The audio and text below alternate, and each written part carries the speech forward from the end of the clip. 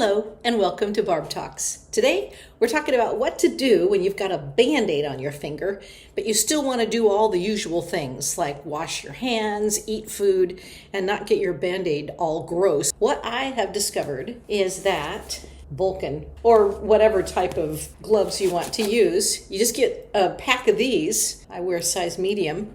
And then what you can do is just put one of those on your hand, and it keeps your band-aid dry. And then you can do everything that you would usually do. You can eat, you can wash your hands. You're taking showers, you just take off the band-aid, take a shower, then dry my hands, put the band-aid back on, and then put this on.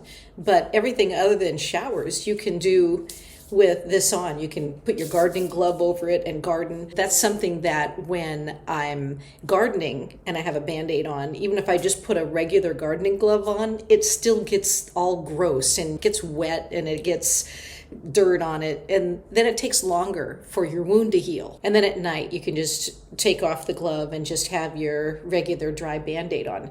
But I've noticed that before I used this technique to cover up my band-aid, it would take like about a week to get a wound to heal because it was always getting wet. And then if I did take off the band-aid early and went to sleep without a band-aid on, hoping that I could dry out the wet, it would like snag on something when I was sleeping. And then I'd wake up and then have to put a band-aid on again and start the healing over.